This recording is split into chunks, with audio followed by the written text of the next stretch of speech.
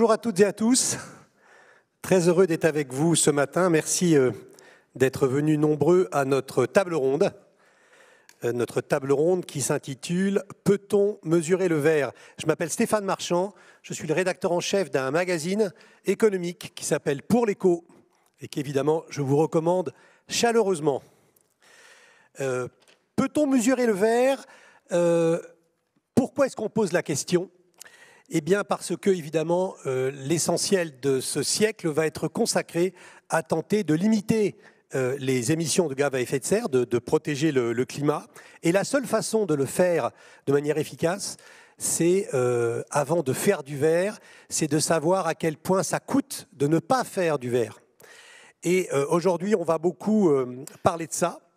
Il existe de nombreuses initiatives méthodologiques pour mesurer le verre et classifier les activités compatibles avec la préservation de l'environnement. Mais évidemment, tout ça n'est pas simple. Qu'est-ce qui est vert ? Est-ce que le gaz est vert ? Est-ce que le nucléaire est vert ? Est-ce que quelque chose est brun et peut devenir vert ? Toutes ces questions-là, on va les aborder aujourd'hui avec nos intervenants que je vous présente maintenant.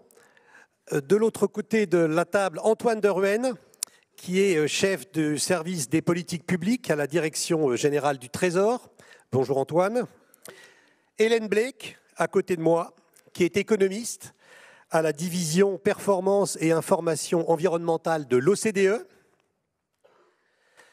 Andrea Josse, vous êtes membre du directoire de la Caisse d'épargne Rhône-Alpes.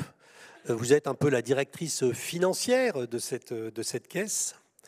Fanny Henriet, vous êtes chercheuse au CNRS, vous êtes professeure associée à l'École d'économie de Paris et évidemment, c'est logique, vous êtes spécialisée dans l'économie du changement climatique. Et puis Alain Grandjean, bonjour Alain, vous êtes le président de la Fondation pour la Nature et l'Homme et puis vous êtes le cofondateur d'un cabinet de conseil et d'expertise qui s'appelle Carbone 4. On va commencer tout de suite sur cette question, donc, peut-on mesurer le verre ? Et on va se tourner vers Hélène Blake. Et on va vous demander, Hélène, comment est-ce que l'on peut évaluer les politiques environnementales ? Comment est-ce qu'on peut vérifier si elles sont efficaces ou non ? Selon quels critères ? Est-ce que l'on peut vraiment mesurer ? Est-ce qu'on a les données permettant de mesurer ? Voilà, on vous écoute pour nous présenter votre méthode. Alors, effectivement, il est crucial d'évaluer les politiques environnementales, enfin, comme toute politique, effectivement. D'abord, pour les modeler ex ante et aussi pour les évaluer ex post, pour suivre leurs performances et les ajuster si besoin. À l'OCDE, on se sert de comparaisons internationales pour les évaluer, du coup, parce que c'est une organisation internationale. Et pour cela, on a besoin d'abord d'informations, de données. D'abord, sur les politiques environnementales elles-mêmes. Notamment, là, on a sorti de nouvelles informations sur les politiques climatiques des différents pays de l'OCDE. Mais c'est un véritable challenge de mettre en place ces informations de manière uniforme qui permettent une comparaison entre les pays. Du coup, on aura toute l'information sur les taxes carbone, mais aussi sur la réglementation, sur les normes environnementales et climatiques. Et ensuite, les deuxièmes sets d'informations qu'on aimerait avoir, ce sont les émissions de gaz à effet de serre. Et là, encore une fois, même si on a effectivement un reporting des pays de manière annuelle, il est difficile d'avoir une information homogène par secteur notamment. Mais une fois qu'on a ces données, il s'agit aussi d'établir le lien entre les politiques, là on se parlera notamment des politiques climatiques, et leur effet, du coup, les gaz à effet de serre. Ça aussi, c'est un challenge. Pourquoi ? Parce que la plupart du temps, les politiques sont mises en place par escadron, c'est-à-dire qu'on ne va pas mettre juste une norme environnementale, elle sera souvent accompagnée d'autres types de mesures, ou plutôt d'une stratégie plus globale. Et ensuite, parce qu'il y a un contexte non politique qui peut aussi jouer sur les gaz à effet de serre.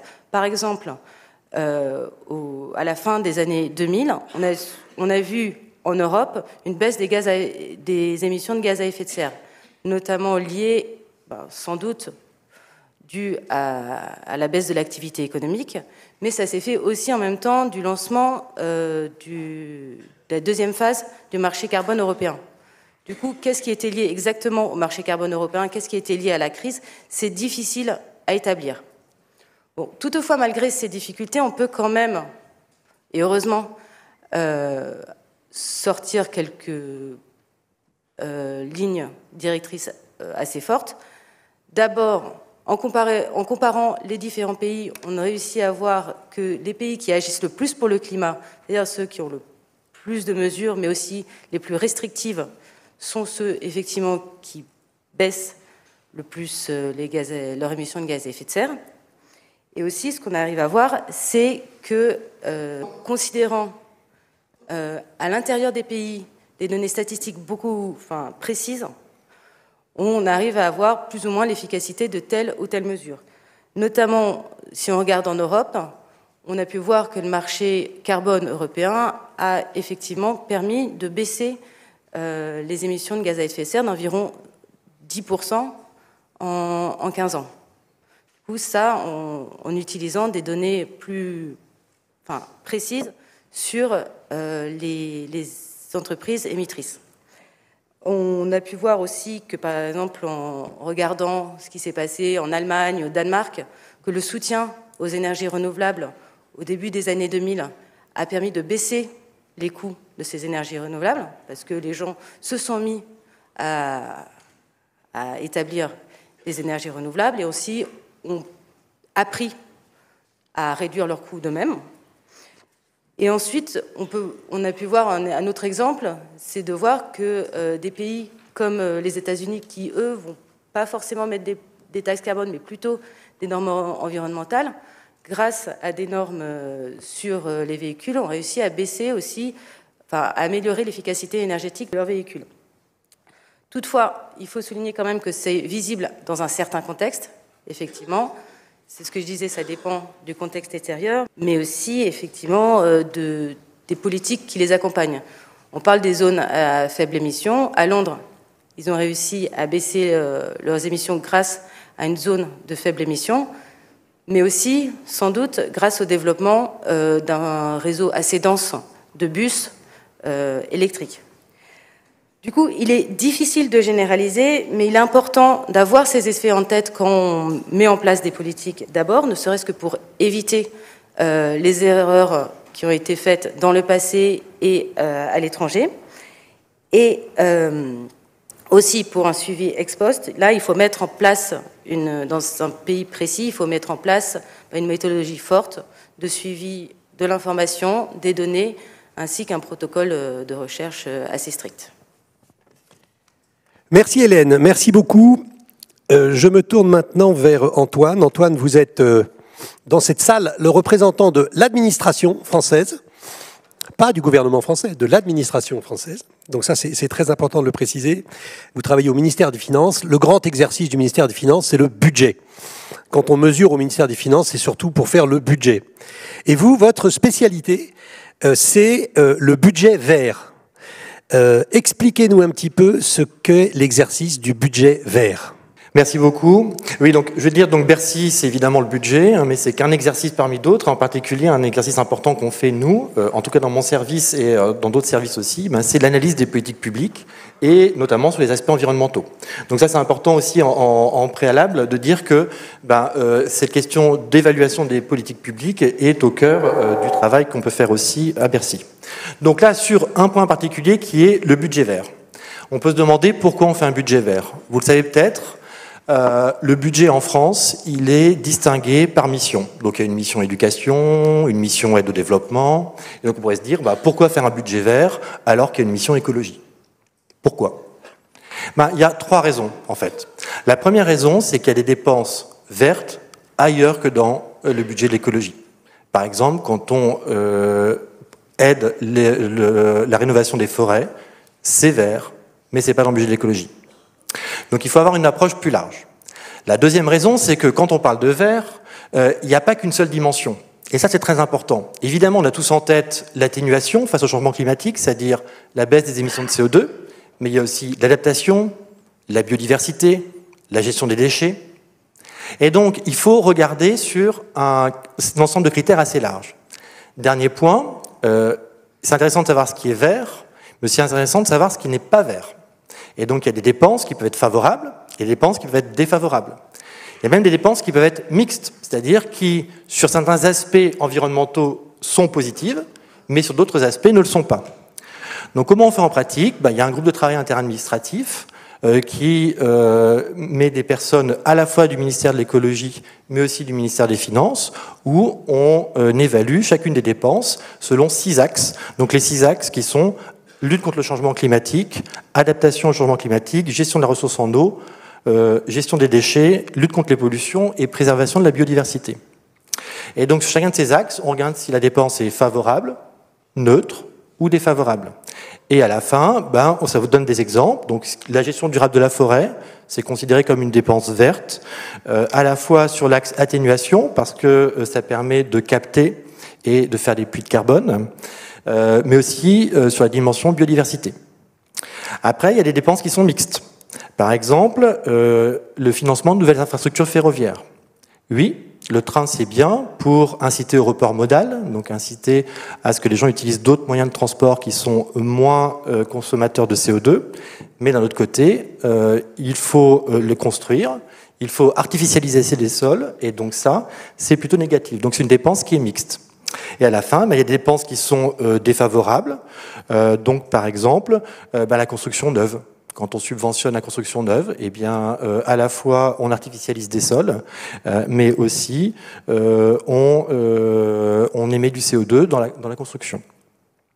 Donc, c'est un groupe interadministratif entre Bercy et l'écologie.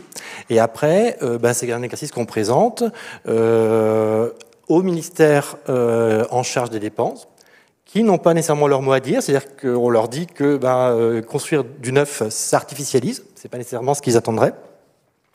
Et à quoi ça sert ? Ça sert d'abord à structurer le débat, parce que ça permet d'objectiver un petit peu quelles sont les dépenses vertes qui sont faites dans le budget français. Ça montre aussi le souci de plus en plus grand des questions environnementales. Typiquement, une question très concrète qui nous a été posée au moment de la relance. Vous savez, la France a mis en place un plan de relance au sortir de la crise Covid. Ça s'appelle France Relance. Et donc, l'objectif, c'était que 30% des dépenses soient vertes. Et donc, ça donne un cadre pour justement avoir un plan de relance qui soit vert. Enfin, et ça c'est un point important, et j'imagine qu'on va en reparler, on sait tous qu'il y a une difficulté pour accepter les politiques environnementales qui induisent des changements, qui quelquefois sont coûteuses pour les ménages ou pour les entreprises. Et donc la littérature économique montre qu'il y a besoin de faire le lien entre, d'un côté, ce qu'on peut percevoir comme taxe environnementale, et de l'autre, avec ce qu'on dépense pour le vert. Et donc ça participe clairement au lien qu'on peut faire à la fois vis-à-vis du grand public, mais aussi vis-à-vis des politiques, sur le lien entre la taxation environnementale et les dépenses environnementales. Merci Antoine. Une toute petite question en 10 secondes. La France est la seule à faire du budget vert ou c'est une règle européenne, une pratique commune ? Non, la France est l'un des premiers pays à l'avoir fait. Alors, je crois que c'est même le premier pays en 2020. Donc, c'est la 3e édition. C'est des bonnes pratiques qui ont été incitées par les organisations internationales. Et ça peut servir d'exemple pour d'autres pays. Merci. Merci beaucoup. Je me tourne maintenant vers Fanny Henriet. Donc, je rappelle, vous êtes chercheuse au CNRS. Vous êtes une universitaire. Voilà. Une des façons de répondre à la question « Comment mesurer le vert ?», c'est de mesurer les tonnes de CO2 évitées par euro dépensé. Ça paraît un tout petit peu compliqué, mais Fanny, vous allez nous expliquer comment ça fonctionne. Oui, donc c'est dans le cas simple. Donc, comme le disaient Antoine et Hélène avant, il y a la dimension du changement climatique et donc des émissions de CO2, mais il y a aussi d'autres dimensions qui sont la biodiversité, la préservation des ressources en eau. En fait, le plus simple dans toutes ces dimensions, c'est le cas du changement climatique. Pourquoi ? Parce qu'en fait, on peut mesurer les tonnes de CO2 qui sont émises dans l'atmosphère. c'est un peu plus difficile de mesurer ce qui est une atteinte à la biodiversité. Est-ce que c'est une grosse atteinte, une petite atteinte à la biodiversité? Mais donc, prenons le cas du CO2, qui est donc le plus simple, ou des émissions de gaz à effet de serre, qui sont le plus simples. Une des manières de voir un peu si une mesure, si un investissement est vert ou pas, c'est de regarder, quand on dépense 1 euro, combien de tonnes de CO2 ça évite. Et pourquoi on veut faire ça? Parce qu'en fait, ce qu'on veut faire, c'est diminuer au maximum le nombre de tonnes de CO2 pour un budget donné. On n'est pas prêt à dépenser énormément pour une mesure qui va être verte, mais qui va en fait pas être très efficace et juste diminuer un petit peu les émissions de CO2. Et donc cette mesure-là, elle permet de voir quels sont les investissements qui sont efficaces ou pas. Donc c'est assez simple à dire, donc on mesure, on regarde, on a dépensé 1 euro dans tel investissement, combien ça nous a permis d'éviter 2 tonnes de CO2. En fait, c'est pas si simple. Pourquoi? Parce que on peut prendre par exemple le cas du gaz, qui est un peu un cas emblématique de cette difficulté à mesurer. Donc le gaz naturel, donc c'est une ressource fossile. Et donc, quand vous produisez de l'électricité à partir de gaz naturel, vous émettez du CO2 dans l'atmosphère. Mais ce qui se passe, c'est que vous en émettez beaucoup moins que si vous produisez la même électricité, mais avec du charbon. Vous en émettez à peu près 2 fois moins. Donc, si vous investissez dans le gaz et que ça vous permet de remplacer une centrale à charbon par une centrale à gaz, en fait, c'est un investissement vert, puisque vous allez réduire les émissions de CO2 pour une certaine quantité de mégawattheures produites. Mais par contre, si vous êtes, mettons, dans un pays comme la France, dont l'électricité est largement décarbonée, si vous investissez dans une centrale à gaz, en fait, vous allez juste augmenter les émissions de CO2. Et donc, vous voyez qu'en fait, un investissement est vert en fonction du contrefactuel que vous regardez, c'est-à-dire de ce qui se serait passé si vous n'aviez pas fait cet investissement. Et donc ça montre un peu la difficulté, en fait, même de cette mesure qui paraît simple. Un autre exemple, par exemple, récent, je suis tombée sur un article académique récent qui mesure aux États-Unis l'impact des subventions aux véhicules électriques. Et en fait, ce qu'il montre dans cet article-là, c'est que les gens qui ont acheté des véhicules électriques grâce aux subventions, en fait, ce sont ces gens-là qui, de toute façon, auraient acheté, sinon, s'il n'y avait pas eu cette subvention, des véhicules qui sont relativement performants en termes d'efficacité énergétique. Donc, en fait, les mesures qu'on avait fait ex-ante de cette subvention, elles disaient qu'on réduisait beaucoup les émissions de CO2 grâce à cette mesure. En fait, on les réduit un peu moins parce qu'en fait, elles viennent en remplacement de véhicules qui sont déjà relativement propres. Donc, il faut toujours faire attention, quand on utilise ce genre de mesures, au contexte dans lequel on se place, et donc qu'est-ce qu'on remplace avec cet investissement. D'accord. Ça me fait penser par exemple que dans la fameuse crise des Gilets jaunes, qui était une crise un peu du carburant, du prix du carburant, une crise de la voiture, de la périphérie urbaine, si par exemple on avait l'État français, un conseil pour Antoine, si l'État français avait offert à chaque gilet jaune une voiture électrique, ça aurait été un gain en CO2 fabuleux. Parce que tous ces gens roulent au diesel et tous ces gens roulent beaucoup. Donc l'effet aurait été démultiplié. Est-ce que je me trompe, Fanny? Alors, c'est sûr que les gains en CO2 auraient été certainement énormes. Mais à quel prix? C'est ça, toute la question, c'est celle-là. En fait, un véhicule électrique... Et de toute façon, l'État français a développé pour 15 milliards d'euros pour les gilets jaunes. Ça aurait été mieux utilisé si on avait fait ça, non? Alors, il faut faire là, je peux pas répondre comme ça, parce que justement... Non, je vous prends un bruit pour point, pardon. J'ai besoin de faire voilà, de regarder exactement, combien d'euros, combien de tonnes de CO2, et le coût en face. Il faut toujours regarder le coût en face, parce que sinon, évidemment, on peut toujours baisser les émissions de CO2 si on dépense énormément, mais on est en budget contraint. Merci Fanny. Donc nous avons entendu une organisation internationale, nous avons entendu l'administration française, nous avons entendu l'université française. Maintenant, on va se tourner vers quelqu'un qui est consultant.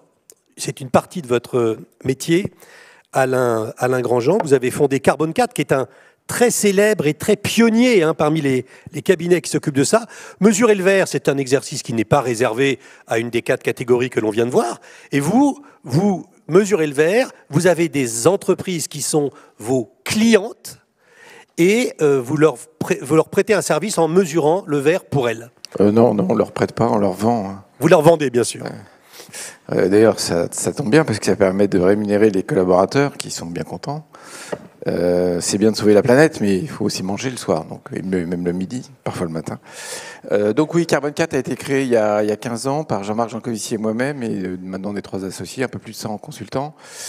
Et c'est Jean-Marc l'auteur de la méthode bilan carbone. La méthode bilan carbone s'est généralisée dans le monde, elle est maintenant devenue un standard sous plusieurs formes. Alors l'expérience qu'on en a, donc on a des entreprises. Alors, généralement c'est des entreprises, il y a des collectivités territoriales, mais nous on n'est pas très... travaille pas beaucoup avec les collectivités territoriales. On a des confrères qui le font beaucoup. Et alors comment on s'y prend, qu'est-ce qu'on mesure? Alors, on va parler d'abord du climat, puisque c'est l'origine de Carbone 4, et je peux dire un mot sur la biodiversité. Donc, sur le climat, il y a la première question, c'est les émissions de gaz à effet de serre, puisque le climat est entièrement, sa variation, son changement actuel est entièrement déterminé par les émissions de gaz à effet de serre. Donc, c'est ça qu'on va essayer d'apprécier. Donc, on met pas une mesure ou un capteur, on fait des calculs, pas très compliqués, mais bon, voilà, qui permettent dans un certain sens, d'évaluer l'impact de l'entreprise sur le changement climatique. C'est important du point de vue éthique, moral, du point de vue de leur responsabilité sociétale. Les émissions de gaz à effet de serre qu'elles génèrent directement ou indirectement. Un constructeur automobile, ça fait des voitures, et les voitures elles brûlent du kérosène, du kérosène, excusez-moi, du fuel ou de l'essence. Les avions, les constructeurs d'avions, ça fait des avions qui, eux, émettent du kérosène. Et donc, on va attribuer ces émissions de gaz à effet de serre indirectes à l'entreprise, même si elle n'en est pas directement responsable. Ça mesure aussi la dépendance de ces entreprises à ces émissions de gaz à effet de serre. Donc, si l'administration se mettait à serrer les écrous de tous les côtés en disant vous n'avez plus le droit de faire ceci, cela. Alors c'est pas une fable. Dans le domaine de l'industrie automobile, il y a des normes qui s'imposent aux constructeurs. Le fait de savoir que votre activité directe ou indirecte, elle entraîne ces émissions de gaz à effet de serre, c'est important pour savoir quels sont les risques qu'on prend. Là, c'est en l'occurrence des risques réglementaires. Ça peut être des risques de réputation, ça peut être tout un tas d'autres risques. Alors là, pour cet aspect-là du climat, on utilise une métrique, la tonne de CO2 équivalent. Elle est un peu simple, elle n'est pas parfaite. Il y a d'ailleurs pas mal de débats au sein du GIEC pour savoir si on a vraiment le droit de convertir tous les gaz en CO2 équivalent, mais ça permet d'avancer assez vite, ça permet de donner des ordres de grandeur. C'est un des messages les plus importants que je vais donner ce matin, c'est qu'il ne faut pas user le soleil avec des détails epsilonesques dans notre démarche. C'est beaucoup plus important de savoir en gros de quoi il s'agit et d'agir que d'attendre 15 ans, parce que dans 15 ans, on aura repris encore un peu de température, on sera encore plus chaud. Et donc, on n'a pas le temps du tout de faire de la perfection. La comptabilité d'entreprise, elle existe depuis le XIVe siècle. On n'a pas 6 siècles devant nous pour mettre au point des choses très sophistiquées. Donc, il faut mieux y aller un peu à la serpe, c'est ce qu'on fait, en essayant de ne pas faire pas trop d'erreurs. Alors, on travaille nous aussi sur cette affaire d'émissions évitées, puisque les entreprises sont aussi intéressées par savoir en quoi elles contribuent à la résolution du changement climatique. Donc, c'est les émissions évitées. Donc là, Fanny a bien expliqué ça, on le fait aussi pour les entreprises. Et on calcule un dernier indicateur pour les entreprises qui est leur contribution aux émissions séquestrées. Il y a certaines émissions qui peuvent contribuer à la séquestration du carbone, ce qui est évidemment absolument essentiel. Il faut non seulement réduire nos émissions de gaz à effet de serre, mais essayer de reconstituer un peu mieux les puits de carbone qui sont en train de disparaître. Alors toujours sur le climat, on aide les entreprises à évaluer l'impact du climat sur leur activité. Alors c'est un peu particulier pour moi, j'ai beaucoup de mal à comprendre ça.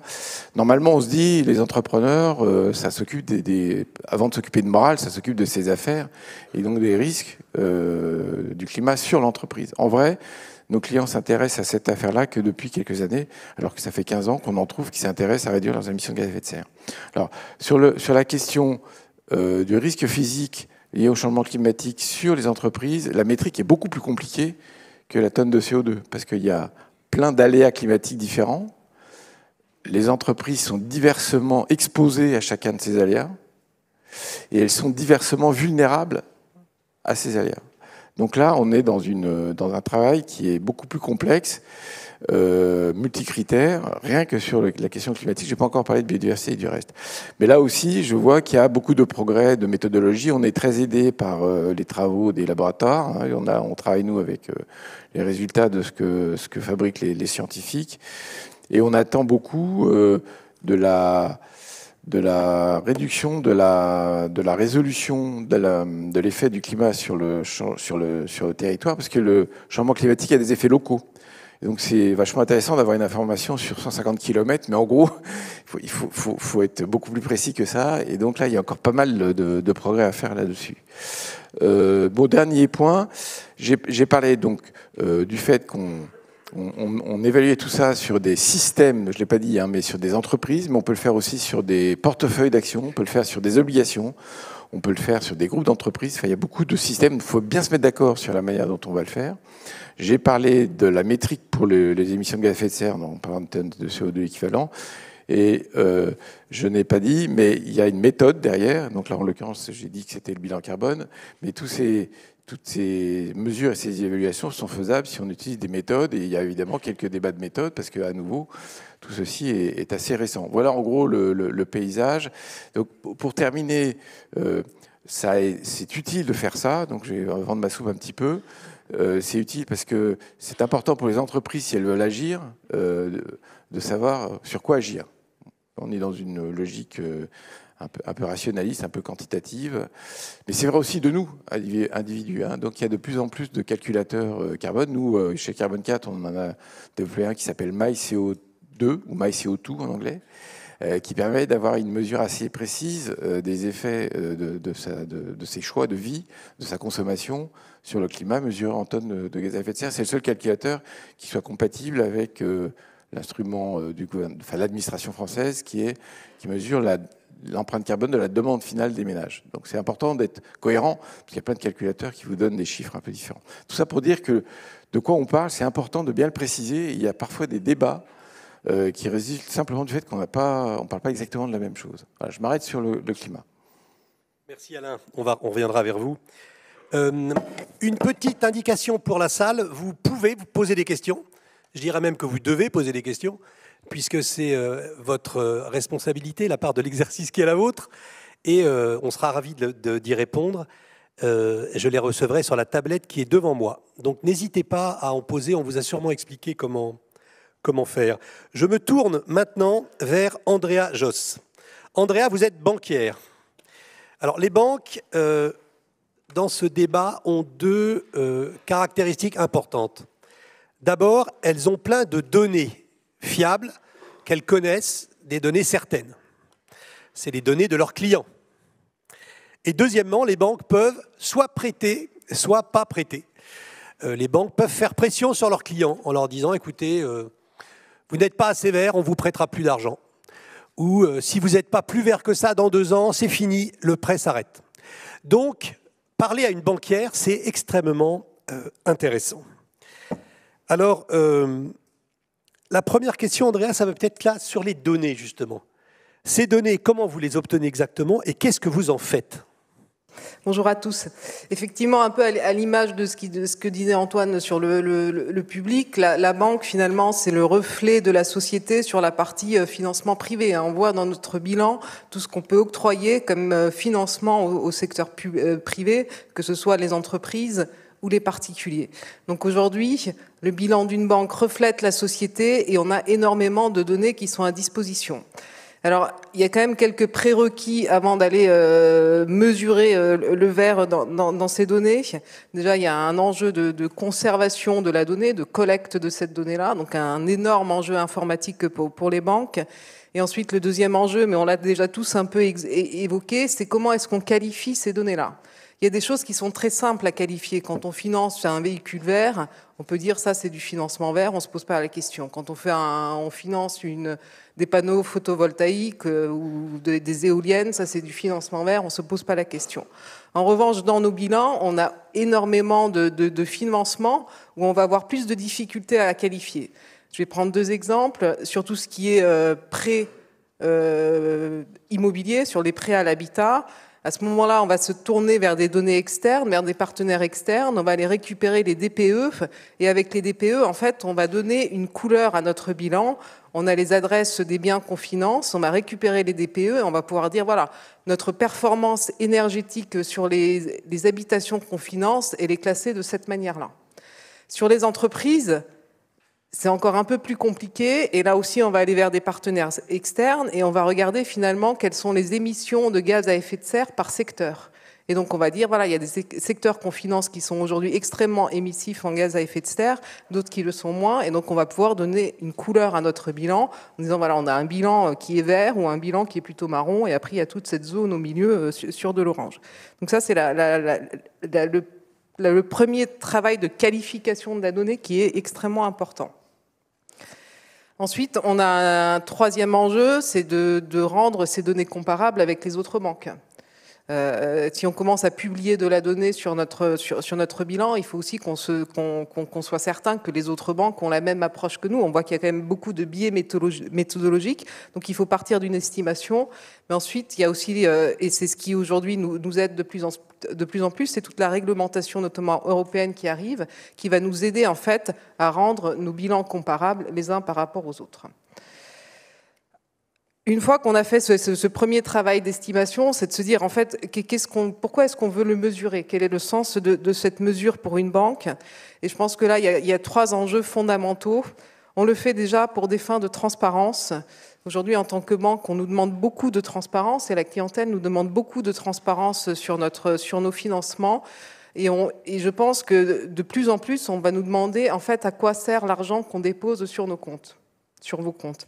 Et donc il va falloir qu'on puisse flécher ces dépôts pour dire, écoutez, votre argent sert à financer des éoliennes ou du photovoltaïque. Aujourd'hui, on est capable de le faire. On met en place des livrets développement durable ou des livrets verts où en fait on dit à nos clients, si vous déposez votre argent sur ce livret, vous êtes certain qu'il finance de la transition énergétique ou qu'il finance du vert. On a la même chose avec les marchés financiers. On voit de plus en plus d'émissions green qui se mettent en place. Et donc là, ça repose sur ce qu'on a de vert dans nos bilans. Ensuite, en tant que banque, notre métier, c'est aussi d'évaluer le risque. Et quand on parle climat, on parle aussi risque climatique. Et donc demain, on sait aussi que les banques vont être soumises à ce risque climatique parce qu'on est le reflet de la société. Donc si on finance des habitations qui sont aujourd'hui dans des zones qui vont être soumises à des tensions climatiques, on sait que demain, on prend du risque dans notre bilan sur cette partie climatique. Et la dernière chose, c'est bien sûr l'enjeu réglementaire. On publie aussi parce que la réglementation aujourd'hui nous demande de publier. On a pour la première fois en 2022 publié un ratio qui s'appelle le Green Asset Ratio, où on mesure nos actifs alignés par rapport au total de nos actifs. C'est demandé aujourd'hui par l'Europe. Donc toutes les banques européennes vont commencer à publier ce type de ratio. Et donc il faut qu'on soit aussi en capacité de répondre à cette réglementation. Merci Andrea. Nous avons quelques questions de la salle. Je vais les partager avec vous. Bonjour, merci pour cette conférence très intéressante. Je n'ai pas bien saisi ce que sont les émissions séquestrées. Grosso modo, pour arriver à la neutralité carbone avant la fin du siècle, ce qui est l'objectif qui a été donné à l'accord de Paris, cette fameuse neutralité, ça consiste à dire qu'il faut que les émissions résiduelles qui sont provoquées par l'activité humaine soit égale à la séquestration du CO2 qui est faite soit par des écosystèmes naturels mais anthropisés, donc des forêts typiques ou de l'agriculture, des prairies, des choses comme ça, ou du stockage géologique. Donc les uns et les autres, vous avez peut-être entendu parler du captage-stockage de CO2. Donc les émissions séquestrées, c'est ça. Donc imaginons qu'une entreprise développe une grosse activité forestière. La croissance de la forêt va séquestrer du CO2. Et donc pour moi, c'est un élément qu'il faut évaluer pour le compte de l'entreprise. L'argument derrière est assez simple, c'est qu'on ne peut pas, ça a été dit je pense, on ne peut pas se contenter de dire il y a les bons et les mauvais. On ne peut pas dire on va demain matin stopper toutes les activités polluantes et se concentrer sur le vert. Pour une raison simple, c'est que si vous faites le petit calcul de la taxonomie européenne, enfin vous appliquez la taxonomie européenne à l'ensemble des activités, vous devez arriver à 2-3% de l'activité. Donc on arrête tout, quoi. Je ne suis pas très sûr qu'on va y arriver. Donc il faut faire valoir dans les activités des entreprises et des collectivités territoriales leur contribution au problème climatique. Et leur contribution, c'est soit des émissions évitées. Bon, typiquement, quand vous êtes un fabricant de laine de verre ou d'isolant, vous êtes peut-être pollueur, peut-être que votre fabrication émet du gaz à effet de serre, mais vous contribuez à éviter des émissions. La forêt verte, à quel coût? Ça, c'est les émissions évitées. Et si vous avez une grosse forêt, vous faites du séquestration de CO2. Il y a une autre manière de le faire, hein, c'est très polémique, mais ça existe. C'est de commencer à envisager de mettre sous-sol, dans des nappes, des aquifères salins ou des anciens stockages de gaz et de pétrole, du CO2 qu'on enfouit. Merci Alain pour cette précision. Une question de Jules, une question très précise de Jules. Pensez-vous que la taxe carbone sur l'achat de véhicules thermiques incite vraiment à se tourner vers les véhicules électriques? Comment expliquez-vous le scandale de la Ford Mustang V8 lié à cette taxe? Évidemment, ça ne s'improvise pas une réponse la réponse à une question pareille. Qui se sent... Alors moi, je suis pas sûre de savoir exactement de quoi on parle pour le scandale de la Ford Mustang V8. Ce qu'on sait quand même, c'est que et je sais pas. Donc il y a deux choses. Il y a la taxe carbone. Si c'était vraiment une taxe carbone, ça serait une taxe qui s'applique aux émissions directes, aux émissions de CO2. Donc, c'est-à-dire qui s'applique directement à l'essence. Là, je pense que ce dont on parle, c'est plutôt un bonus-malus automobile, c'est-à-dire une taxe qui s'applique non pas à l'achat d'essence, mais à l'achat du véhicule, ou un bonus qui s'applique à l'achat du véhicule. Et donc, on voit bien que c'est deux choses différentes. Ce qu'on sait, et on a plein de données, notamment internationales, et puis de variations du prix à la pompe au cours du temps, c'est que quand les prix à la pompe sont élevés, on consomme moins d'essence. Ça, on le sait, il n'y a pas de débat là-dessus. On sait aussi, et c'est d'ailleurs assez naturel, je veux dire, c'est pas très étonnant, on sait aussi que quand les prix à la pompe sont élevés, les voitures neuves qui sont mises sur le marché sont des voitures qui consomment moins d'essence. C'est-à-dire, c'est des voitures qui sont plus légères ou qui sont plus efficaces. Donc ça, on le voit notamment dans les comparaisons internationales. Dans les pays dans lesquels le prix à la pompe est élevé, les voitures qui sont vendues et qui sont donc construites par les constructeurs sont des voitures qui sont relativement efficaces. Et dans les pays où les prix à la pompe sont bas, les gens consomment davantage de grosses voitures qui consomment beaucoup d'essence. Est-ce que... Voilà, la question du bonus-malus automobile, c'est quelque chose de différent, puisqu'en fait, là, il faut décider de quel véhicule on subventionne ou pas, et on est un peu moins sûr des effets qu'on va avoir. C'est moins clair. Je ne sais pas si quelqu'un veut élaborer. Non, mais c'est exactement ça. Hein. Je pense que la taxe carbone a cet intérêt que quand c'est plus cher, on achète moins. Et donc, c'est quand même l'objectif final, c'est d'émettre moins de CO2. Donc ça reste toujours un instrument très efficace. Après, il y a des débats sur est-ce que c'est le seul instrument, est-ce qu'il y a d'autres instruments et comment on les compare les uns entre les autres. On pourra en discuter un moment. Et après, la question de la subvention aux automobiles qui sont moins polluantes est aussi une vraie question. Un exemple que vous avez aujourd'hui dans la presse, c'est par exemple les zones à faible émission. C'est une réglementation dont l'objectif est de réduire la circulation de véhicules polluants dans les grandes agglomérations. Simplement, ça paraît simple sur le papier, mais ça a des effets redistributifs importants. Peut-être même plus redistributifs que simplement un péage urbain qui n'a pas de très bonne presse ou une taxe carbone. Mais ça implique des changements chez ceux qui conduisent des voitures. La question est de savoir, est-ce qu'il faut aider et accompagner une partie des gens dans cette transition. Parce que c'est clair que celui qui habite Paris, qui a 200 mètres carrés sur les Champs-Élysées, il a peut-être pas besoin qu'on l'aide. En revanche, quand il faut faire des travaux et qu'il y a besoin de personnes qui rénovent un appartement, qui habitent hors de Paris et qui ont besoin de venir en véhicule, peut-être que ça peut plus se justifier. Donc la question, par exemple, qui se pose, c'est quand on a des subventions à l'automobile, c'est est-ce que ça doit être sous condition de revenus, par exemple, ou sous d'autres conditions, on peut dire, de localisation en France.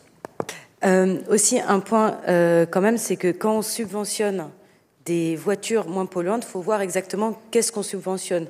Si ce sont des voitures tout de même non neutres en carbone, là, il y a un risque effectivement d'augmenter les émissions. C'est-à-dire, il y en a plusieurs exemples internationaux, c'est pas forcément ce qui va se passer partout, mais par exemple, en Israël, l'imposition sur l'achat de voitures était extrêmement élevée. Ils ont décidé de le baisser pour les véhicules à moindre émission. Et ce qui s'est passé, c'est qu'il y a beaucoup de gens qui ont acheté une voiture et qui se sont mis à utiliser leur voiture au quotidien, et au total, il y a une augmentation des émissions. Même si ça venait de voitures moins intenses en carbone, le bilan final, ça a été une hausse des émissions. Du coup, il faut prendre en considération ces effets. Merci beaucoup. Les questions déferlent sur la tablette. Une petite question toute simple pour Antoine. Une question de Baca69, je le cite parce qu'elle est intéressante. Combien coûte l'écologie à la France ?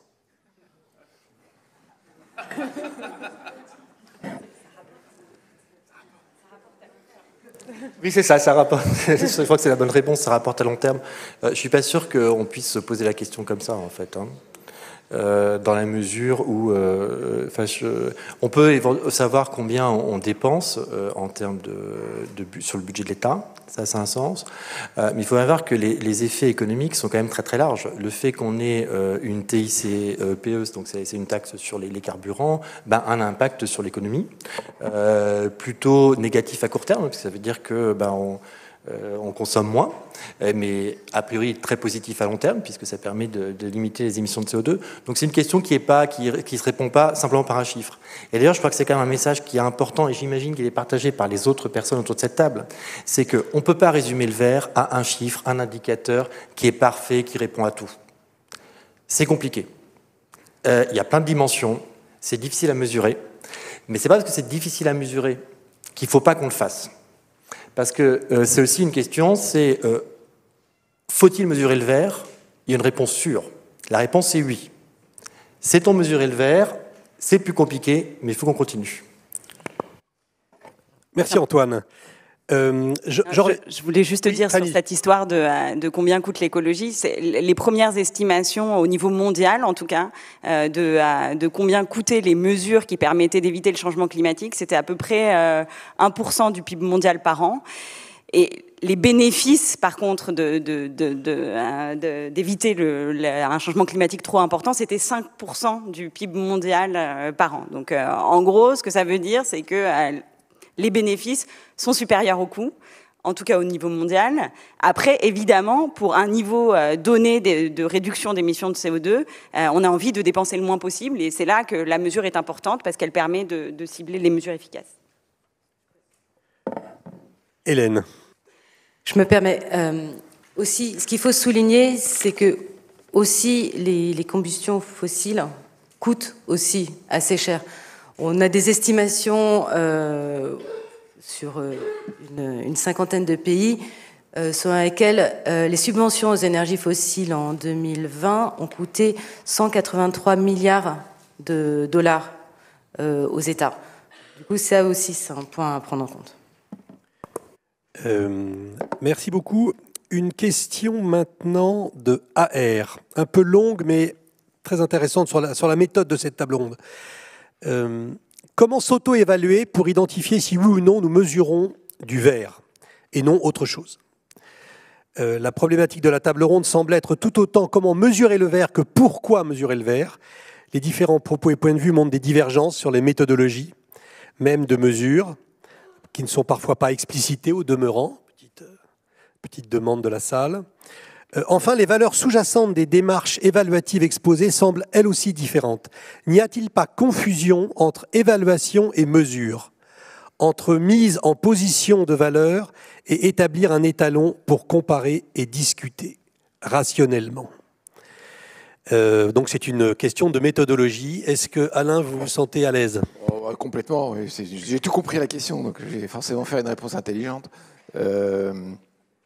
Je pense que un des enjeux, non pas de nos désaccords, mais de la discussion, c'est qu'on n'a pas les mêmes points de vue et on n'a pas les uns et les autres les mêmes responsabilités. Donc une entreprise n'est pas un État, un consommateur n'est pas une entreprise, et un banquier n'est pas un ménage non plus. Donc c'est ce que j'ai essayé de dire tout à l'heure, j'ai peut-être pas été très clair, mais il faut bien se mettre d'accord sur le système qui est évalué, mesuré, quantifié, et le pourquoi. C'est pour ça que j'avais un peu insisté tout à l'heure sur à quoi ça sert, qu'est-ce qu'on cherche à mesurer, est-ce qu'on cherche à mesurer des impacts, est-ce qu'on cherche à mesurer des responsabilités, est-ce qu'on cherche à mesurer des risques. Tout ça, c'est des questions différentes. Et évidemment, en 1 heure à 6, on ne va peut-être pas complètement répondre à toutes les questions. 1h30. Alors, oui, même en 1h30. Après, deuxième remarque, évaluation. Dans le mot évaluation, il y a un mot valeur. Et mesure, comptage, tout ça est un peu différent. Alors je peux dire des choses assez précises. Quand on fait, et on n'a pas parlé de biodiversité, j'en parlerai une minute. Nous, on ne fait pas des mesures au sens où, par exemple, on mesure une température avec un capteur, avec un thermomètre. Ce qu'on fait, c'est des calculs qui sont basés sur des données de l'entreprise, de l'activité ou de la collectivité territoriale, de ce qu'on veut, des données qui sont par exemple des kilowattheures consommés, qui sont des litres d'essence consommée, voilà.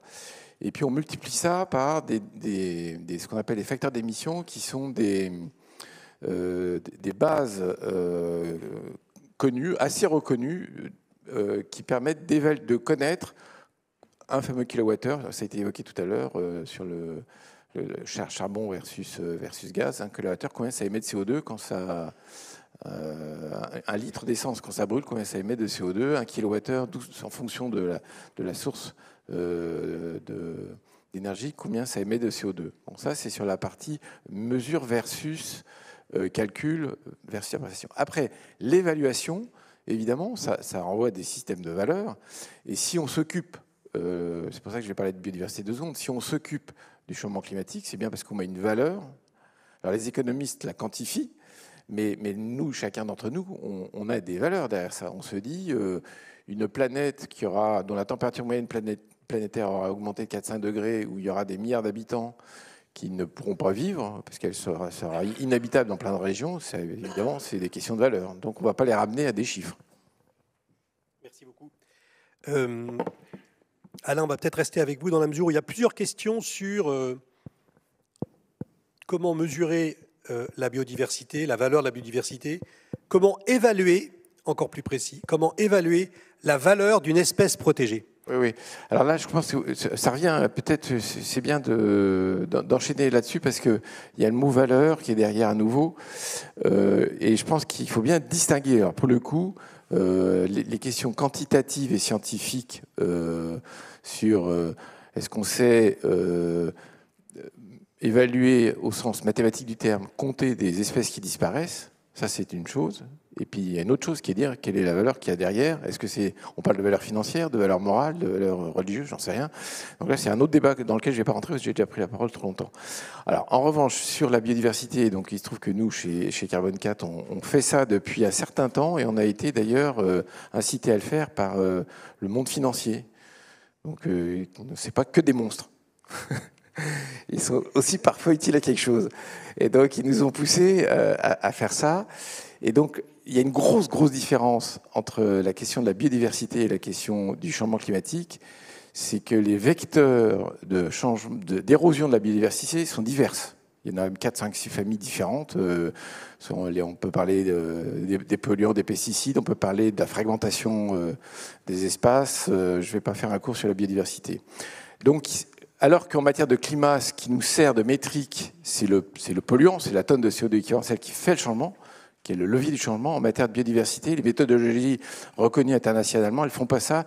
Elles partent de l'évaluation de la détérioration d'un mètre carré par rapport à l'état de nature. Et là, il y a des indicateurs, il y a la MSA et le PDF, je ne vais pas faire un cours, donc qui sont maintenant reconnus et qui sont en débat, hein, parce que ce n'est pas si simple, c'est assez récent. Et il y a des modèles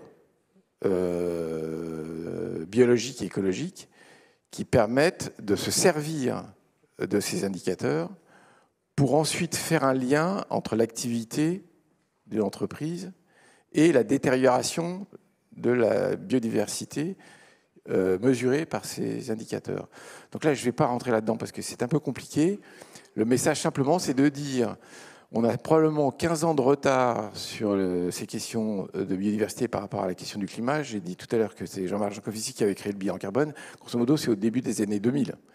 La biodiversité, les indicateurs, ils ont 10 à 15 ans de retard par rapport à cette affaire-là. Mais je suis assez confiant sur le fait qu'on va accélérer la cadence parce que l'effondrement de la biodiversité est encore plus angoissant, enfin à mes yeux, que la dérive climatique. C'est un désastre absolu, donc je pense que ça va créer quand même un petit peu d'intérêt pour la question. Et en revanche, je termine, même remarque que tout à l'heure, le sujet, c'est pas de compter les poils de radis pour savoir où est-ce qu'on en est. Hein. Il faut y aller à grands coups d'ordre de grandeur parce que c'est vraiment un désastre.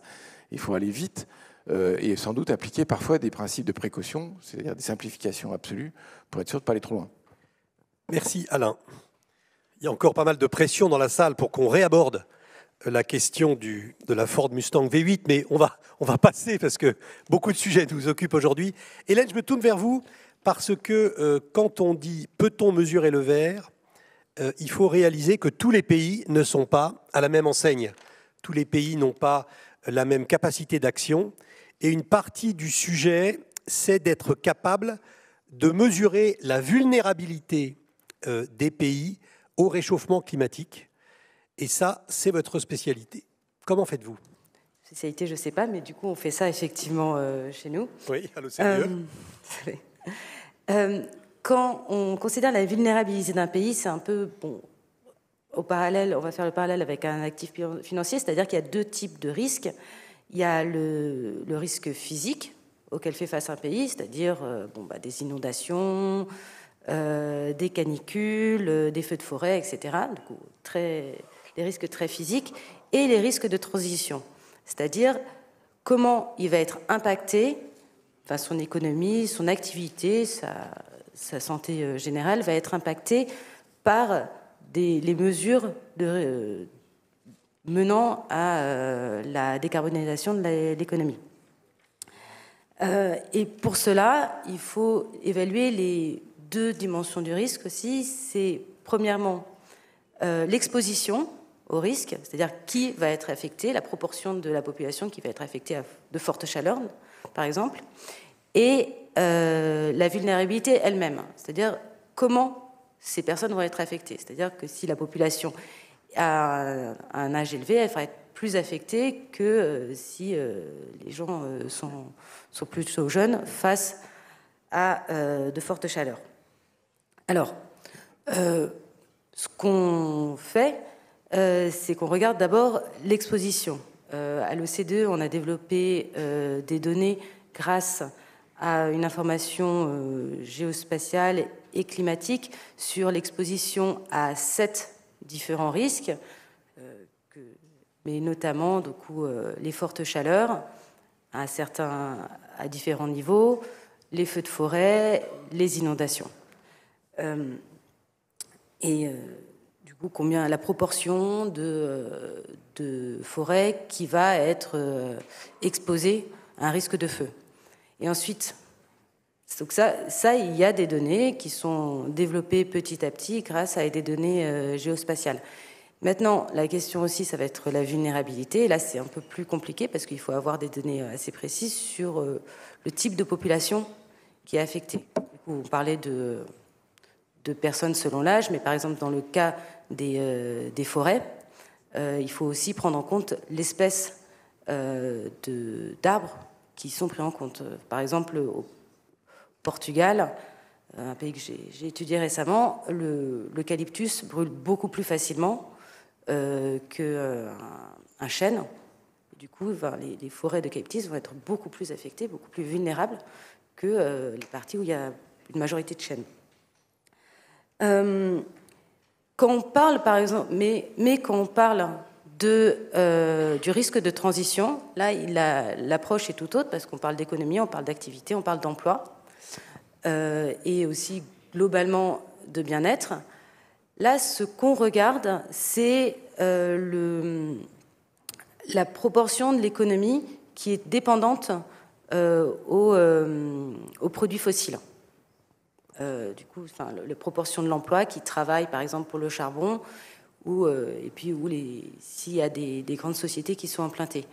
Ça, c'est une première dimension. Et la deuxième dimension, c'est la dépendance au mix énergétique. Du coup, récemment, là, il y a eu l'Agence internationale pour l'énergie a sorti un indice de vulnérabilité au risque climatique par rapport à la transition, la sortie du charbon. Et qu'est-ce qu'on voit? C'est que des pays, par exemple, comme le Vietnam, la Chine, mais aussi l'Afrique du Sud, sont les pays les plus vulnérables au risque de transition. Merci beaucoup. Ça me fait penser à une question que je vais poser à Andrea. Andrea, notre banquière de la table ronde. Quand vous prêtez à une entreprise qui vient vous demander de l'argent, vous avez expliqué tout à l'heure à quel point vous essayez de pousser le vert, de favoriser le vert, de faire entrer l'entreprise dans le nouveau monde. Mais le brun, qu'est-ce qui arrive au brun? Ce qui n'est pas vert. Parce que derrière le brun, il y a des emplois, il y a des gens, il y a des familles. Comment est-ce que vous mesurez justement la vitesse à laquelle vous allez débrancher le brun? C'est-à-dire condamner le brun? Alors, c'est vrai, il ne faut pas avoir une approche trop binaire, parce que on est quand même, on parle de transition, donc on est plutôt sur du temps long. Et déjà, c'est de se dire, aujourd'hui, on part avec un bilan qui est brun, parce qu'il est quand même le reflet, notre bilan, c'est quand même le reflet de cette société carbonée dans laquelle on vit. Donc moi, demain, on me dit il faut passer tout le bilan au vert. Je suis incapable de le faire, à moins d'aller dénoncer tous les crédits qu'on a mis en place depuis 20 ans. Et de se dire aujourd'hui, les financements qu'on a octroyés, c'est des durées sur du 10-15 ans, sur du prêt immobilier. Donc de toute façon, on est quand même embarqué pendant un certain nombre d'années sur ce financement brun. Ça va rester, la photographie, elle ne va pas changer du jour au lendemain. Ensuite, la question, c'est plutôt de se dire demain, comment j'agis sur le flux? Comment est-ce que j'agis sur cette production nouvelle? On pourrait avoir une approche punitive et dire à partir de demain, il y a un certain nombre d'entreprises que je ne veux plus financer. Pour moi, c'est pas la bonne approche. Il faut plutôt être dans l'accompagnement. Et on voit les banques aujourd'hui qui s'expriment en disant je ne vais plus financer d'énergie fossile, elles le disent en 2030, en 2040. Donc elles laissent quand même le temps de la transition. Donc ça se fait pas du jour au lendemain. Et après, il faut aussi avoir en tête que financer la transition, ça va coûter très cher. Et qu'en tant que banque, il faut qu'on soit présent aussi. Donc on ne peut pas sortir des secteurs, en fait. Il faut un moment qu'on soit là aussi pour aider. On va faire partie du jeu pour financer cette transition, et on est déjà dedans. Après, voilà, on peut mettre un certain nombre de contraintes. On peut effectivement dire, à partir d'un certain moment, j'ai décidé de ne plus financer ce type d'entreprise. Donc ça, c'est quand même des choix stratégiques très forts. Après, on peut aussi mettre la contrainte par le prix. Et aujourd'hui, c'est des choses qu'on fait déjà, c'est qu'on met en place des financements où on dit, si vous remplissez des critères ESG qui sont définis au départ, on va vous bonifier le taux, ça sera un peu moins cher. Et donc, c'est une autre manière de contraindre à la transition par le prix. Merci beaucoup. Pas mal de questions qui arrivent, notamment pas mal de questions sur la voiture électrique. Peut-être pas directement lié à notre sujet du jour, mais quand même, ça a l'air de préoccuper l'assistance. Si tout le monde roulait en voiture électrique, pensez-vous que nous pourrions produire assez d'énergie ? On sait que les voitures électriques sont les plus polluantes lors de la fabrication et possèdent une faible autonomie. Pourquoi les mettre autant en avant alors que les infrastructures ne suivent pas ? Oui. Alain. Oui, là je vais répondre parce que ce débat a me crispe à chaque fois. Donc j'essaie d'être très détendu. Parce qu'il y a l'histoire de la voiture électrique et puis il y a l'histoire de la voiture tout seul. Hein. Donc je pourrais dire, dans voiture électrique, ce qui est bien, c'est électrique, et ce qui est moins bien, c'est voiture. Mais il ne faut pas mettre sur le dos de la voiture électrique ce qui est en fait sur le dos de la voiture. Il faut quand même essayer de séparer les choux des carottes, parce qu'une voiture thermique, elle a des conséquences environnementales considérables. Elle contribue au changement climatique, et l'exploitation de pétrole, dans certains pays du monde, c'est pas tellement mieux que l'exploitation du lithium. Donc c'est toujours pareil, c'est une histoire de contrefactuel. À quoi on compare le truc. Bon. Donc je pense que c'est assez important. Alors sur les temps, on a fait plein de... Là, je vais faire un peu de publicité pour Carbone 4. On a fait pas mal de publications très précises sur les impacts environnementaux de la voiture électrique. Et ils sont pas nuls, évidemment. Ils se discutent. Mais il faut savoir à quoi on compare. Donc moi, je vais faire juste 2 remarques complémentaires. La première, c'est qu'on est bien d'accord, enfin je crois, que quand on se projette sur 2030, 2040, 2050, il va falloir réduire la mobilité. Et donc, c'est une des actions d'ailleurs très positives de l'État, c'est de faciliter, de l'État et des collectivités territoriales, c'est de faciliter le recours à d'autres modes de déplacement, le vélo. Par exemple, quand on a parlé des ZFE tout à l'heure, bon, si les grandes entreprises de logistique s'organisent pour que le dernier kilomètre se fasse avec des modes très peu polluants, c'est clair que tout ça va dans le bon sens. Donc, avant de rentrer dans le débat électrique versus fossile, il faut avoir le débat sur les modes de transport et la quantité de transport dont on rêve. Donc je redis, quand on se projette dans un monde bas carbone, on se déplace moins, on transporte moins, et il y a certains modes de déplacement et de transport qui deviennent plus importants qu'aujourd'hui. Bon. C'est ça, je pense, c'est la priorité. Après, deuxièmement, en France, on a un problème particulier sur le ferroviaire, mais on ne va pas faire le match. Mais c'est sûr que on avait un réseau ferroviaire très maillé et qui est moins bon qu'avant, et c'est une préoccupation. Donc tout le débat n'est pas sur électrique versus thermique. Donc on ne peut pas raisonner à comportement constant, sinon on est toujours bloqué, quoi. Ni à solution constante. Fanny. Oui, simplement sur ce sujet de la voiture électrique, comme disait Alain, en fait, les scénarios qui nous amènent à la neutralité carbone dans quelques dizaines d'années, ils comptent tous sur le fait qu'on a une électrification de la mobilité, mais on a aussi, comme le disait Alain, une baisse de la mobilité individuelle. Donc ça veut dire que il n'y a plus de voitures thermiques, donc les voitures qui existent, elles sont électriques, mais par ailleurs, il y a aussi moins de voitures et plus d'autres modes de transport. Et les voitures qui existent, elles sont plus légères et donc elles consomment moins d'électricité. Merci beaucoup. On a une question qu'on n'a pas encore abordée. Je vais rester avec vous, Fanny. On a beaucoup dit qu'est-ce que c'est notamment Hélène, qu'est-ce que c'est qu'une bonne politique environnementale? Comment est-ce qu'elle est efficace? Quels sont les critères d'efficacité? Parlez-nous un peu, Fanny, des mauvaises politiques environnementales, de celles qui, derrière l'apparence de la bonne intention, débouchent sur le paradoxe vert, comme vous dites. Donc, oui, donc en fait, le message principal, c'est que quand on met en place une politique environnementale, il faut quand même bien l'évaluer pour vérifier qu'elle atteint son objectif. Donc les politiques environnementales qui n'atteignent pas nécessairement leur but, c'est typiquement, comme Hélène l'a décrit tout à l'heure, une politique qui subventionne les voitures vertes et qui conduit justement à augmenter la mobilité totale et donc à augmenter le nombre de véhicules sur la route et donc à potentiellement augmenter les émissions.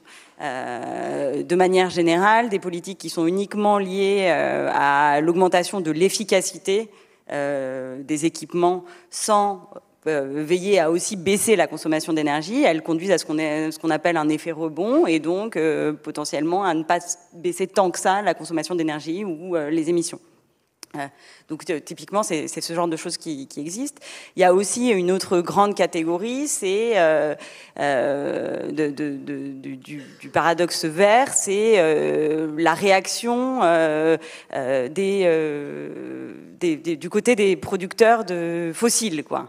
Donc la question, c'est est-ce que si typiquement vous investissez beaucoup dans le vert, mais qu'il n'y a pas de pénalité à la consommation de ressources fossiles, est-ce qu'en fait vous n'allez pas simplement rendre moins cher les actifs bruns pour certains investisseurs qui se fichent de savoir s'ils investissent dans le brun ou le vert, et simplement renforcer finalement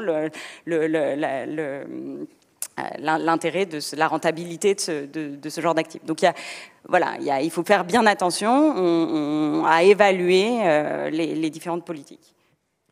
Merci beaucoup. Plusieurs questions sur les critères ESG.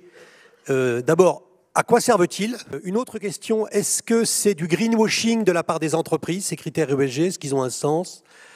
Qui peut nous répondre à ça? Alain? ESG, ça veut dire environnemental, social et gouvernance. Bon. Donc en gros, il y a un grand mouvement depuis des années sur le fait que les entreprises, les banques, les organisations financières, enfin pas toutes, mais certaines, font plus attention à des critères qui ne sont pas purement financiers. Donc en gros, l'idée, c'est que moi, je suis chef d'entreprise, hein, je dois faire attention à gagner de l'argent, parce que c'est comme ça que j'investis, c'est comme ça que je paye les collaborateurs, c'est comme ça que je gagne un peu d'argent de temps en temps. Mais il faut que je fasse aussi attention à d'autres impacts qui sont des impacts extra-financiers, comme ça qu'on appelle ça. Et l'affaire ESG, ça consiste à mettre le zoom sur ces fameuses questions qui ne peuvent pas se ramener mathématiquement à de la finance. Il y a des gens qui pensent que tout se ramène à la monnaie, à la finance. Moi, j'y crois pas du tout. Donc, c'est des indicateurs orthogonaux, on va dire. Donc, on peut être très bon sur le plan financier et avoir des impacts environnementaux désastreux. On peut se comporter comme un gros cochon, comme Elon Musk vis-à-vis de ses salariés chez Twitter. Donc ça, c'est le S. Et puis, on peut avoir des problèmes de gouvernance, c'est-à-dire se comporter comme un autocrate, à nouveau Elon Musk. Moi, je vais faire sa fête ce matin. Et puis, donc ça, c'est le premier point. Donc là, il y a un énorme courant de réflexion, d'action. Il y a beaucoup de travaux qui sont faits, des travaux académiques dans tous les sens. Donc après, la question toute simple, c'est est-ce que tout ça, c'est que du greenwashing? Il faut garder de la raison et de la nuance. C'est-à-dire que, évidemment, il y a des tendances de communication, de surcommunication, de survalorisation de certaines entreprises qui mettent en avant des belles opérations. Parce que si tu es clair, c'est comme la pub, hein. La pub, en général, c'est fait pour mettre en avant les qualités d'un produit, pas pour mettre en avant ses défauts. Donc, c'est de la communication sur le développement durable. Ça peut être du greenwashing. Il y a aussi là-dedans des vérités, c'est-à-dire qu'il y a des gens qui font des vrais efforts. Moi, mon ultime remarque est tout autour de la discussion qu'on a juste précédemment sur l'inertie des activités brunes et la naissance des activités vertes. Ma remarque, elle est assez simple, c'est que donc je conseille des entreprises depuis 15 ans sur un sujet qui est extrêmement difficile, parce que la mutation des modèles, des business models, c'est très très dur. Et donc j'ai tendance à considérer qu'une entreprise qui se contenterait de mettre en avant quelques belles opérations, une belle cravate, j'en ai pas ce matin, sans rien faire de profond et d'en profondeur de réorientation de son business model, moi je considère que c'est un peu du greenwashing, parce que c'est faire croire à ses parties prenantes qu'elle est en train de faire des changements en profondeur qu'elle ne fait pas. On appelle transition quelque chose qui est une transformation très profonde de nos modes de production, de nos modes de consommation, de nos modes d'organisation, de nos modes de relation. Et donc, il faut pas prendre le risque de faire croire que tout ça va se faire facilement et en sifflotant. Moi, je suis pas un moraliste, donc j'aime pas beaucoup le vocabulaire de peine en disant on va en chier des bulles carrées, excusez-moi de ces grossièretés, mais quand même, ça va pas être facile. Merci Alain. Une autre question un peu inquiète. Peut-être que je vais la poser à Antoine. Cette question inquiète, c'est la suivante. Selon vous, une question de Yvan Tacrou. Selon vous, une transition écologique est-elle encore possible avec le budget au niveau actuel, qu'il soit public ou privé? Antoine. Plusieurs réponses quand même à cette question. Je pense qu'il y a un truc qui est très clair, c'est que la transition écologique aura un coût macroéconomique. Ça, je pense qu'on est à peu près tous d'accord. Et que la manière d'y arriver, en fait, savoir ce qui va se passer en termes d'impact macro va aussi dépendre des outils qu'on va mobiliser pour assurer la transition. Et les outils, c'est pas uniquement des dépenses publiques. Les outils, c'est aussi la taxation environnementale, donc des taxes pigouviennes, comme on le dit en économie, c'est-à-dire qui visent à pénaliser les activités qui sont jugées défavorables, hein, les émissions de CO2 par exemple, mais aussi la réglementation pour forcer à la transition de certaines technologies, mais aussi l'information, c'est-à-dire expliquer aux gens quelle est la conséquence de leurs actes pour que d'eux-mêmes ils changent leur comportement. Donc on ne peut pas résoudre le problème de se poser la question uniquement en termes de quel montant de financement. Après, il y a une deuxième question qui est importante, c'est que oui, il va falloir des investissements importants. J'ai pas de chiffres. Il y a plein de chiffres qui circulent et en fait, c'est quand même assez difficile de connaître le montant exact. Oui, c'est important. Après, se posera une question de savoir quel est le partage entre le public et le privé. La réponse est très simple, c'est les deux. C'est les deux. Il faut que l'épargne privée, à travers les banques, finance la transition écologique. Et il faut probablement que, sur certaines dimensions, l'État ou la puissance publique interviennent, notamment quand ça ne va pas se faire spontanément. Un exemple très simple, les entreprises ne sont pas bêtes. Elles savent, par exemple, qu'elles doivent décarboner leur mode de production. Elles doivent le faire parce que c'est une question de survie à 10 ans, 20 ans ou 30 ans. Et donc, elles recherchent derrière. Donc, elles peuvent trouver des financements. Maintenant, il y a peut-être besoin d'un coup de pouce supplémentaire et donc de faire des subventions à la décarbonation.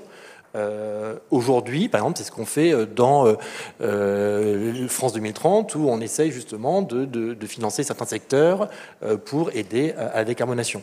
Donc, c'est bien deux questions un peu différentes.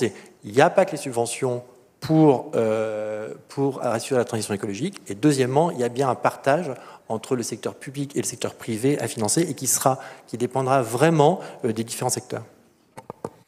Merci Antoine. Si je peux rebondir Fanny. rapidement sur le coût de la transition écologique, il y a quelque chose qui est important, c'est qu'en fait, plus on attend, plus le coût augmente, notamment parce que tant qu'on continue à investir typiquement dans des actifs bruns, enfin dans des modes de production bruns, et ces modes de production ensuite ils vont rester là pendant un certain temps. Et donc ça nous emprisonne en quelque sorte sur des trajectoires qui sont mauvaises et plus on a de stock de moyens de production polluants, plus c'est difficile d'en sortir ensuite. C'est ce qu'on appelle en fait les actifs échoués ou les stranded assets, ces actifs qui devraient avoir une valeur nulle en fait parce qu'on devrait arrêter de les utiliser. Et pour l'instant, donc c'est typiquement le stock de pétrole qui doit rester sous terre, la plupart du charbon sur terre aussi, qui en fait on devrait le laisser là, on ne devrait jamais l'utiliser. Donc il devrait avoir une valeur nulle et pour l'instant c'est pas tout à fait ce qu'on observe. Ça veut dire que les marchés anticipent pas tout à fait qu'on va arriver à cette transition. Mais bon, c'est quand même de mieux en mieux. Et voilà, encore le message, c'est que plus on attend, plus ça coûte cher. Merci Fanny. La mesure verte la plus connue, c'est évidemment le prix de la tonne de carbone. Et là, nous avons une question de Yves. La tonne de carbone à 45 € est-elle complètement sous-évaluée? Un groupe d'experts aurait estimé à des centaines de milliers d'euros par tonne les dégâts potentiels causés par les excès d'émissions. Qui se sent à l'aise pour répondre? Alors, donc là, ce 40 € là, c'est par tonne de CO2. Alors, donc les centaines de milliers d'euros, je serais quand même étonné que ça soit par tonne de CO2. Il y a beaucoup d'experts qui travaillent sur ce qu'on appelle le coût social du carbone. Il y a des désaccords, mais pas de cet ordre de grandeur-là. C'est plutôt, est-ce que au maximum, c'est peut-être 500 ou 1000 aujourd'hui et peut-être plus tard, ou est-ce que c'est plutôt 30 aujourd'hui? C'est plutôt ça les ordres de grandeur. Oui, moi j'ai fait partie des 2 commissions françaises qui travaillaient sur cette question, donc je vais témoigner une demi-seconde. La deuxième, 2019, donc c'est la commission Alain Quinet, pour ceux qui veulent chercher sur Internet, sur la valeur sociale ou du carbone ou la valeur de l'action climatique. On arrive à des ordres de grandeur de 800 à 1000 € la tonne de CO2 aux environs 2040-2050 et aux environs 300 € en 2030. C'est très supérieur à ce qu'on avait trouvé, ce qu'on avait déterminé 10 ans avant. Pourquoi? Parce qu'on a pris du retard. Donc plus le temps passe en action insuffisante, plus le coût, et c'est une manière de le sentir. Alors moi, mon point de vue est assez simple, c'est pour ça que je vais prendre la parole une demi-seconde, c'est que c'est des coûts qui sont astronomiques en vrai. C'est-à-dire rapportés au prix de l'essence, on n'y arrivera pas. Donc ça veut dire que dans l'appareil d'État et dans le portefeuille d'action publique d'Antoine, il va être obligé, même si d'un point de vue de l'économiste qu'il est, il va trouver ça un peu sous-optimal, il va être obligé d'employer des mesures un peu raides. Il va être obligé de faire des interdictions, il va être obligé de mettre des réglementations. C'est des manières de ne pas faire sentir le prix, mais d'arrêter, de siffler la fin de la récré. Donc on sort les chaudières fuel des maisons, on interdit les voitures thermiques, and so on. Ça a un petit avantage social, c'est qu'il y a, on l'a pas dit explicitement tout à l'heure sur la taxe carbone, mais le problème, un des problèmes très importants de la taxe carbone, c'est que l'élasticité au prix du décile le plus riche est absolument nulle. Donc, précisez ce que vous venez de dire là. Ça veut dire que pour quelqu'un qui a des moyens suffisants, payer l'essence 2 balles, 3 balles ou 4 balles le litre, ça ne lui fait ni chaud ni froid, donc il bouge pas. Donc les gens qui sont dans le décile le plus élevé, donc les plus pauvres, ils disent c'est vraiment pas juste. Moi, je souffre le martyre quand on augmente de 1 centime le prix de litre, et l'autre, là, il s'en fout complètement, il se frise les moustaches, et ça n'a pas d'effet. Alors qu'une réglementation, une interdiction, une norme, ça, c'est vraiment très juste. Je t'ai donné la parole, mais il y a Fanny qui brûle de la prendre. Non, je veux juste... en fait, effectivement, si on connaît le point d'arrivée, qu'à la fin, on ne doit plus avoir de moteur thermique dans les voitures, autant les interdire, avec le caveat quand même que même si on interdit... Il faut Là, juste hier, ce qui s'est passé, c'est qu'on a enlevé la subvention à la pompe de 30 centimes de l'État. Et ce qui s'est passé, c'est que les gens se sont rués dans les stations-service. Donc on voit bien ce qui peut se passer si on n'augmente pas le prix de l'essence, mais qu'on interdit les voitures thermiques. Ça veut dire que les voitures thermiques, elles vont valoir une fortune. Les voitures thermiques d'occasion, elles vont valoir une fortune parce que elles seront plus produites, mais que finalement ça coûtera pas si cher de les utiliser puisque à la pompe l'essence sera toujours pas si cher, et que on va avoir juste avant la fin de l'interdiction beaucoup de gens qui vont vouloir en acheter. Donc il faut faire quand même attention, c'est-à-dire que effectivement oui, des interdictions et quand on sait vers les chaudières au fioul, etc., quand on connaît le point d'arrivée, mais il ne faut pas non plus laisser... Il faut quand même toujours l'articuler avec un prix qui reflète la valeur sociale des émissions. Antoine, vous voulez réagir ? Oui, je suis d'accord. Il y a vraiment un aspect redistributif très important dans la transition. Typiquement, si on met en place une taxe carbone, il est clair que les ménages les plus pauvres payent une proportion plus importante de leurs revenus sur cette taxe et que par ailleurs, c'est eux qui sont les plus financièrement contraints. Donc il y a bien un sujet de transition, d'accompagnement. Maintenant, il y a aussi un point important à savoir, c'est que les autres outils peuvent avoir le même défaut. On voit bien aujourd'hui la discussion qui peut se passer autour des zones de faible émission. D'accord ? Donc c'est une alternative à augmenter le prix de l'essence. Donc on interdit à des véhicules qui sont trop polluants de rentrer dans les grandes agglomérations. Mais ça veut dire que ça exclut ceux qui ont des véhicules qui sont trop polluants. Et qui sont ces gens-là ? Des gens qui sont plutôt moins riches que les autres.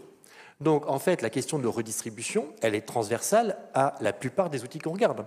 Vous savez qu'aujourd'hui, on a des réglementations de plus en plus fortes concernant les passoires thermiques, avec des interdictions progressives en termes de location, etc. Donc pour forcer les gens qui ont des passoires thermiques à faire les travaux nécessaires, mais il faut savoir que les passoires thermiques sont pas nécessairement, sont plutôt détenus par des ménages qui sont plus pauvres. Donc on voit bien que cette dimension redistribution, elle est essentielle dans la transition, et je pense qu'elle est aussi importante, quel que soit l'outil qui va être mobilisé. Et de ce point de vue-là, la taxe carbone n'est pas si pire par rapport à d'autres outils qu'on peut mobiliser. Fanny, oui. Oui, sur la taxe carbone, donc après j'arrêterai d'en parler, mais il y a des nombreuses études qui ont montré qu'en fait, si vous mettiez un prix du carbone, donc une taxe carbone, ensuite vous récupérez les recettes et vous redistribuez les recettes forfaitairement, donc tout le monde reçoit la même redistribution. en fait, les pauvres peuvent, enfin les moins riches peuvent gagner à une telle réforme, puisqu'en fait, ils consomment relativement moins d'énergie, moins d'essence par rapport aux plus riches. Donc, elle n'est pas forcément, enfin, c'est pas forcément une mesure qui est particulièrement régressive.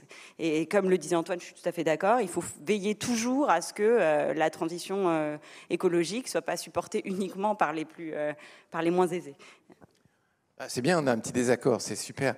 Je suis désolé parce qu'il y a l'heure, moi j'ai une prochaine conférence après, je serai obligé de vous laisser. Juste un mot là, pour qu'il n'y ait pas de malentendu, j'ai pas dit qu'il fallait pas augmenter le prix final de